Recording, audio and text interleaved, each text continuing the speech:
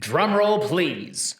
Lights, camera, action! Hey, what's happening, everyone? It is I, the man, the myth, the mustache, Tim here, and I got a brand new video for you all. Welcome to part 13 of What If Toga Was in Class 1A. We've got a great show for you tonight, so sit back and relax, because you're in for a treat. Now then, let's get this show going, shall we? There were a few days until the students would leave for the training camp. They were all mostly ready to go, though they did need a few more things first, so a few of them decided to go together to the mall. On the way, the girls talked about getting some new clothes, only for Minetta to pop into the conversation. I could help pick you out some lovely outfits if you lovely ladies needed the assistance, he offered with a waggle of his eyebrows. Who even invited you? Toga replied in an aggravated tone. Sorry, I didn't want to make him feel left out when he heard we were going, Midoriya apologized. Lucky you, am I right? Minetta added at the end of Midoriya's apology. Minetta, you have 5 seconds before I put you through a window, Mina warned with a twitch to her brow. My door is always open, Minetta stated as he held up 2 finger guns and slinked away. I think I lose 5 years of my life every time I talk to him, Toga muttered. The others laughed as they made their way into the mall. After they entered, the students all went their own ways to look for the things they needed. Everyone but Toga, Midoriya, and Uraraka. The 3 made their way around the mall together as they shopped for clothes and caught up. The 3 hadn't been able to catch up as a group for quite a while due to how busy they all had been with their own separate studies. Occasionally, Midoriya looked off as if he saw something, but returned to the conversation every time shortly after he glanced away. Toga and Uraraka found a silly shirt that read, Training to Go plus Ultra, or at least just Ultra. They bought it, then got Midoriya to put it on as a joke. Toga found it a bit more funny than Uraraka, given what she knew about Midoriya and his mentor. Uraraka, on the other hand, just found it a silly fanboy shirt. Soon, they all grouped up again with the others to get some food. While they all ate, they joked around with each other. All but Midoriya, who seemed distracted again. Hey, you okay, Izuku? Uraraka asked the boy. Yeah, I just swear I've been seeing that guy around us a lot all day. I'm probably just overthinking it, though. Midoriya replied with a nod towards a man in a hoodie whose face was obscured. The students seemed more than creeped out as they stared at the man from their table. Even more so as the man seemed to stare right back at them while he scratched at his neck. Hey creep, take a photo, it'll last longer, Mina shouted at him, but was quickly hushed by Ida. Sorry sir, please excuse my classmate's outburst. Mina gave Ida a look which he replied to with a whisper. He's probably just a fan. We're all finalists from the sports festival after all. All but Minetta, Tokiyami said calmly. So uncool, man, Minetta replied with a mild death glare. Toga watched the man walk off. Something just seemed way too familiar about him for her liking. But after the man left, Toga focused back on the group conversation. At the end of the day, they all walked home as a group, though after a while they split up and parted ways. The next day, Toga started to pack for the trip. She listened to some music and hummed happily. She grew lost in the music until she went to her closet to get some more clothes. Her eyes fell to one thing she had momentarily forgotten about: the bottle of blood.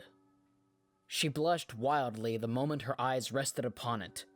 Without her permission, her body once again moved on its own. Toga knelt down slowly to pick it up. The tips of her fingers glided along the plastic slowly and steadily. Her fingers then gently came to grip the base of the bottle with both hands. Her eyes danced along the ridges of the bottle to the liquid that coated each wall of the bottle it brushed across. The liquid that was just a bit colder than the room itself welcomed her back to its side, as if no time had passed since their last encounter. Its thickness had increased since the last time she had seen it, but it was still able to move freely inside its protective shell. A layer of sweat slowly built in her palms as her heart fluttered and began to race. The voice in her head spoke up once more after its long silence. If she waited any longer, the blood would go bad, and all of what her best friend had given her would go to waste. Toga's breathing began to grow heavy. Her mind raced to fill her thoughts of her current situation. She had been so good lately, but she didn't want it to go to waste. If she drank it now, she wouldn't have to worry about it anymore like she had up till now. She was even home alone. She bit her bottom lip so tightly it nearly drew its own blood.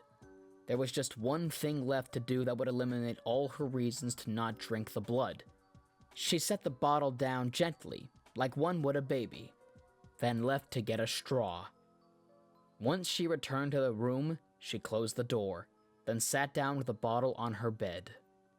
Each time she tried to talk herself out of what she was about to do, she would find herself only capable of one thought: the thought of how thirsty she was. All her concerns melted away the moment she unscrewed the lid to smell the blood. Her face flushed red as a wide, twisted smile formed upon her face. She slowly put the straw into the bottle, then to her lips. With a single sip, she sealed her fate. Toga's eyes rolled back as streams of tears rolled along her flushed red cheeks. She felt so free, so intoxicatingly free. The blood wasn't fresh by any means, but the quantity was far more than she had ever had before. It filled her with pure delight. Her mind began to wonder what it would be like if she could do this directly from the source, from her lovely giving best friend. Surely Uraraka would understand if Toga asked and explained, wouldn't she? She had agreed once before to give Toga her blood. She had even held her hand while she did it. What would be so different if it was just more direct? Toga wondered how she could have ever lived up until now without knowing this feeling. It was like she could finally breathe for the first time, and it was all thanks to Uraraka. She loved Uraraka for what she had given her. All her worries, nervousness, and concerns on how others saw her just seemed to wash away with each gulp of the blood she took in. In their place came the feeling of warmth, joy, excitement, comfort, and love. As the blood ran out, she withdrew the straw to lick it clean. Her hazed eyes shifted to her phone next to her when its ringtone went off. Uraraka was calling her. It was as if she knew Toga needed her. Toga couldn't help but smile a wicked smile as she held her cheek with one hand and picked up the phone with the other. "Hey, a bunch of us girls are going to the school's pool to play some beach ball. Wanna come?" Uraraka happily asked. "I'd love to," Toga replied in a gleeful tone. "Sweet. We're about a minute away from your house. We'll be waiting outside for you, okay?" Uraraka explained as her warm smile could be easily heard through her voice alone. "Yeah, of course. See you soon," Toga replied, then hopped up from her bed. "Bye," Uraraka replied happily. "Love you, bye." Before her friend could register her friend's final reply, the call ended as Toga giggled. Toga jumped around her room in delight. Already, she would be able to hang out with her best friend. Normally, she'd feel guilty about seeing her so soon after what she had just done, but right now, she felt none of that. In fact, the more she thought about it, the closer she felt she was with her friend. It was as though the blood itself gave her some form of high that left her only with positive emotions, alongside strong confidence in herself. Toga left her room to take care of the bottle. She buried it under some of the trash in the kitchen after it was washed out, to avoid the smell from spreading.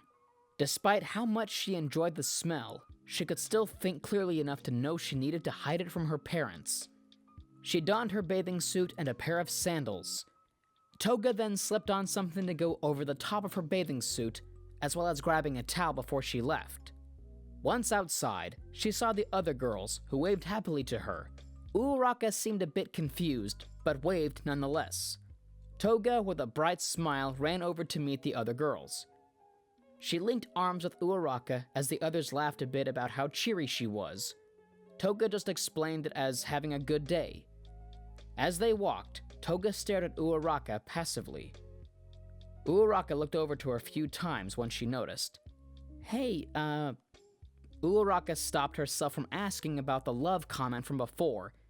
She didn't want to make her friend feel bad. You okay? Better than ever, Toga replied with a warm smile. You look super cute today, by the way. Thanks. So do you, Uraraka replied a bit awkwardly. With the returned compliment, Toga hugged her arm a bit more as they walked. The girls soon arrived at the school. Once there, they set up their things to play. The boys were even there, who all seemed to be messing around. Toga waved to Shinzo as he stretched. She was glad to see him starting to bond with his new class. When she saw Bakugo, she told the girl she'd be back in a moment, then raced over to him with a beaming smile. Hey, I think what you said to my dad really helped him come around, so I just wanted to say thanks for standing up for me, Toga exclaimed happily. I just said what the moron needed to hear, he explained. Well, I gotta head back over to hang with the girls. You have fun too, okay? Toga said with a giggle. She turned to leave, but paused when Bakugo grabbed her by the arm, just tight enough to get her attention. Toga looked back at him, confused. His brow and lips turned to a frown as he reached over to place a hand on her forehead. You okay, freak? The other day you wouldn't say a damn thing about what I said to your father. If anything, you avoided the subject, and now you're just giggling like an idiot about it, he asked firmly. I'm fine, just in a good mood is all, she explained happily to him as she gently removed his hand. So don't worry about it, cutie. Toga then happily ran off to join the girls. Bakugo's eyes grew wide for just a moment before they grew a suspicious stare. She hadn't called him cutie since their match. Before he could think much more on the subject, the other boys hollered over to him to hurry up so they could have their race. He then shouted back at them to shut up as he joined them. At the end of the day, Toga left with the girls while waving to the boys. The girls all soon parted ways, except for Uraraka, who chose to walk Toga home. On their way back, Uraraka looked to Toga before she finally spoke up. Hey, Toga? She asked in a nervous tone. Yeah, Uraraka? Toga asked with a twirl to walk backwards so she could better see her friend. Earlier today, when you said goodbye, you'd never said love you before you hung up before.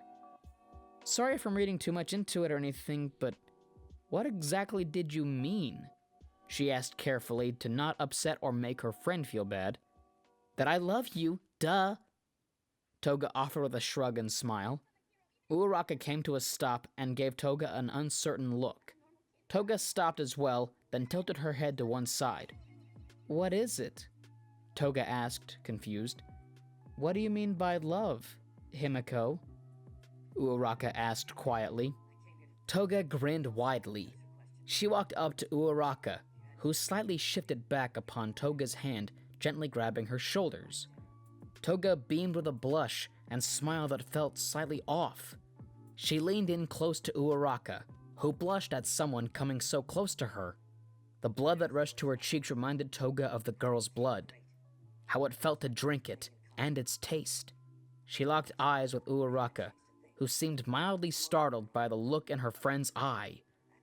It was almost predatory. That I love you. I think I always had, but only recently realized fully how much I do.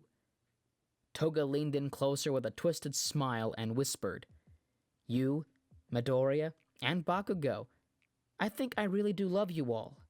But you've always been there for me. You've freed me of something I never knew I needed to fully break free from. Bakugo helped me a lot too, so it's hard to tell who I love more between you two. But I don't think it fully matters, you know? Not yet, at least. Himiko, Uraraka blushed brighter as Toga's lips grew closer to her own, that they nearly touched. I think I need you to back up a bit, okay? I don't want to make you feel bad, but I don't know how I feel about all of this yet. It's okay. Toga pulled away from her. I can wait. After all, we'll be best friends no matter what, right? Uraraka finally took in a breath, as if she had been holding it for the entire time. With the weight on her shoulders finally lifted, Uraraka smiled softly to Toga. She was glad Toga understood and wasn't upset with her. Of course. I was worried you'd get upset about me asking for some time to think. Uraraka admitted as they began to walk again. Of course I wouldn't. I mean, it's not like you insulted me when you did. That, and you've always been so understanding to me. It'd be bad if I wasn't the same to you, Toga replied with a giggle. The two walked to Toga's house, where they parted ways. Toga stopped at her door to look back at Uraraka, while her friend walked away. She was slowly starting to come down from the high of the blood. It was just enough for her to feel slightly bad about what she wanted to do now. She so badly wanted to bite Uraraka to show her just how much she had come to love her. The next day, Toga said goodbye to her parents before she left for the bus. Toga happily raced her way there with a brightly lit smile. She had calmed down quite a bit from yesterday, but she just couldn't shake the free feeling she still had.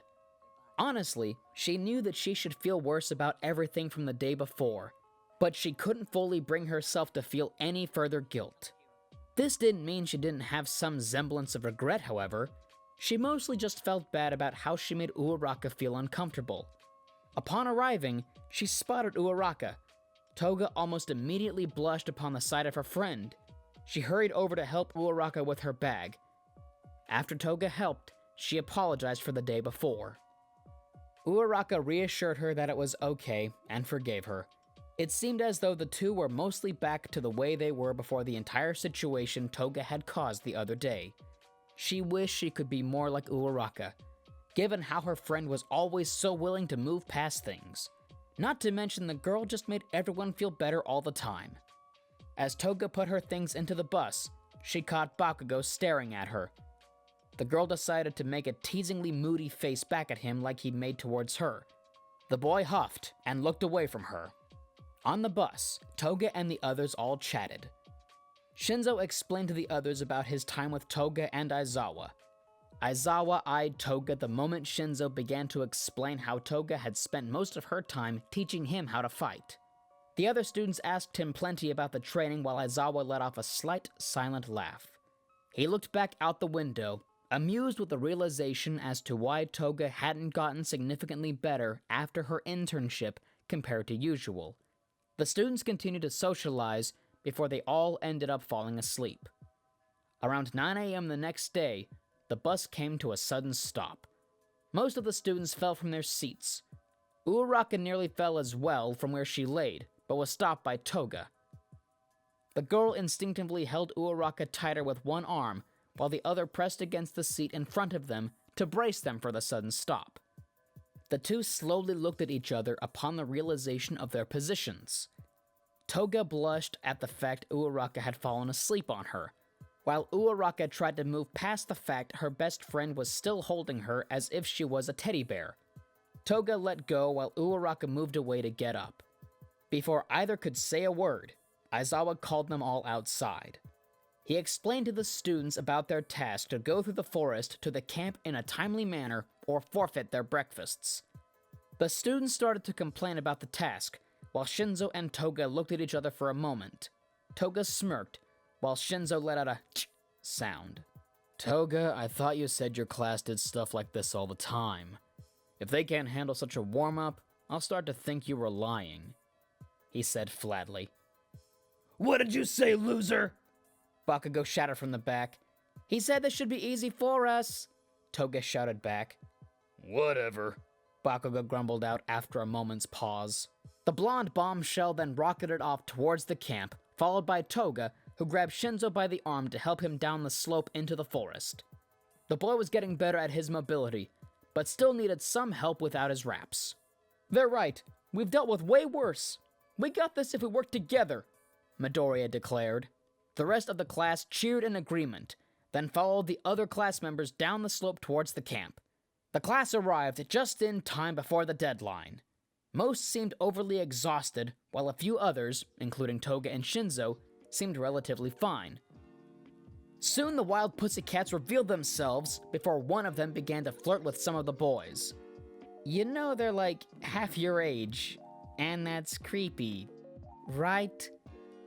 Toga said with a grimace. The pro hero seemed a bit upset at her point, but left the boys be.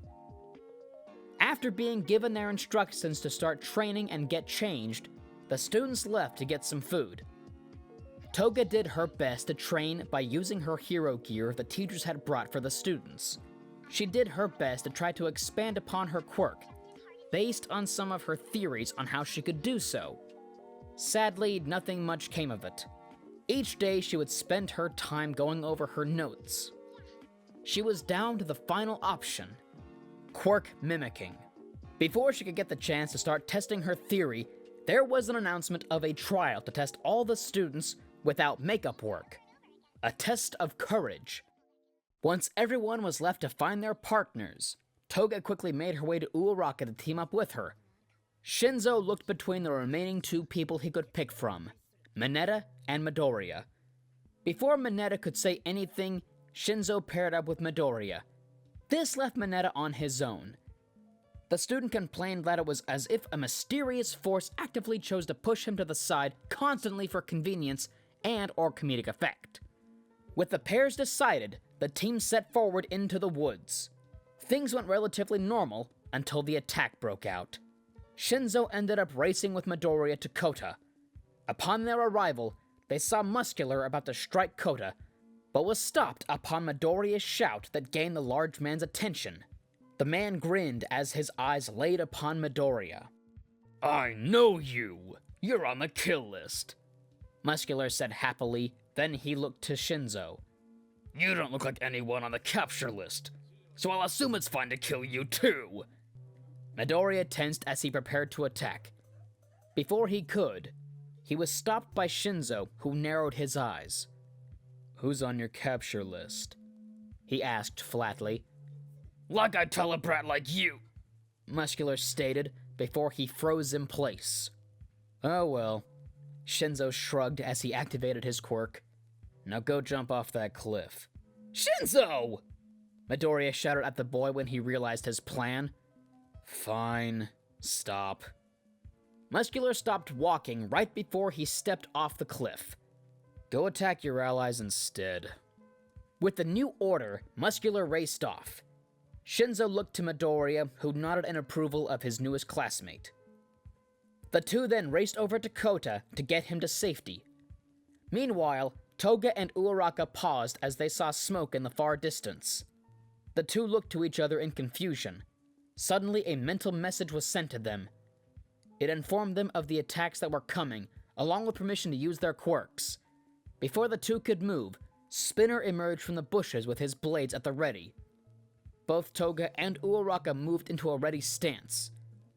Spinner held up his hand to halt their movement before he spoke. Look, I won't hurt either of you on one condition. Spinner pointed at Toga. You come with me. I'd rather not have to attack either of you, given it would be against Stain's will to attack kids like you without reason. Wait. Toga lowered her stance a bit. You're a fan of Stain too? Too? Spinner held a look of confusion before he smiled. I see. So his will has even made its way to the youth. That's wonderful to see. Please join us. We're fighting for Stain's will, in a way the heroes can't. He offered a hand to her with hopeful eyes. Toga frowned a bit. Of course, the moment she found another fan of Stain, he had to be part of a villain group. She looked back to Uraraka, who shook her head to Toga. If she left with the man, Uraraka would be safe. Toga moved to take a step forward, only for Uraraka to grab her hand. Toga blushed at the notion, but she did her best to stay focused. She closed her eyes, then looked at Spinner. I'm sorry, I can't go with you, she said with a serious look. I understand, Spinner replied, then readied his blade once more. This does mean we must fight now, though. Without another word, Spinner darted forward. Before Toga could move in reaction, Uraraka moved first to intercept. She grabbed his arm that held his sword and twisted it to force him to drop it. As she moved to knock him over, he reversed the grip she had on him. He then spun her out of the way. Spinner then pulled out his knife to slash Uraraka's back. Her blood from the blade flicked backwards as he finished his swing. The blood splattered onto Toga's wide-eyed face. She began to blush heavily from the warmth the fresh blood had graced her skin with. Her eyes then grew a twisted look upon the realization that the man had hurt her friend, the girl she had come to love. She moved forward before he could turn around. Toga gripped his wrist quickly and twisted it to make him drop his knife like he had his sword moments prior. As it fell, she grabbed it with her free hand, and without thinking, she stabbed it into his shoulder blade. Her face lit up in delight at his screams of pain. Her smile grew a twisted look as she reached around and pulled him in close. She angled her arm to choke him tightly while holding him still. She looked down to Uraraka, who finally tried to sit up. Toga shifted the blade from his shoulder to his chest on the opposite side of his heart to avoid killing him. He screamed once more as Toga pressed against him. His blood soaked into her shirt, causing her heart to flutter despite her anger for how he hurt Uraraka. She breathed heavily and happily into the man's ear. She then proceeded to whisper to him as he began to lose consciousness. "Never touch someone I love again." She kneeled down as he fell to the ground, allowing him to slip from her grasp after she withdrew the knife. Her eyes slowly looked up to see her friend's injured back, soaked in blood. Her heart began to beat harder and harder the longer she stared. Her desires fully hit after the act of violence she had just done, mixed with all the blood she was now covered in. Uraraka looked at Toga. Her eyes grew wide in shock. She froze at the sight of her friend's eyes and smile. It reminded her of the day before, which only shook her to the core in realization of what the look had been that her friend had given her that day. "Toga, are you okay?" she asked, slowly getting up to her feet, despite the pain in her back, along with her fear. "Just thirsty," Toga said with a giggle, as she began to walk over to her friend, knife still in hand. "And totally in love with that face of yours." And that's our video for the day, so thank you all for indulging yourselves in our story thus far. I hope you have enjoyed it. Now, there are a few more things I need to go over before the video ends. First, we have a second channel called Anime Deep Dive. Anime Deep Dive goes deep into the hard facts and lore of a wide variety of anime, which is sure to expand your weeb knowledge of all kinds, guaranteed. On top of that, we have a third channel called We the Celestials Naruto What Ifs. It's what we do here on this channel, but in the vast world and lore of Naruto. So go check that out if you're in the mood for some jutsu action. Secondly, on behalf of We the Celestials, I want to thank everyone involved in the production of today's awesome content. Their details will be in the description below. And finally, if you like what we do here at We the Celestials, then I want to extend an invitation to join our team. We only have one caveat: you must be 16 years or older to join our crew. You can sign up for whichever category fulfills your interests by joining the recruitment Discord in the description below. Now, our Discord is an all-around fantastic place to be, whether you're a fan or you're looking to join our band of misfits. And that's it from us for today's video, so thank you all for watching, and I do hope you have a fantabulous day! And before I go, I do hope everyone is taking care of themselves mentally and physically. Also, please remember to stay hydrated. I hope you all find happiness in life. It's something that everybody deserves, and if anybody says you do not deserve happiness, they are wrong, wrong, wrong. You deserve happiness and love and being content with your life. Don't let anybody else tell you otherwise. This has been Tim, Mustache out.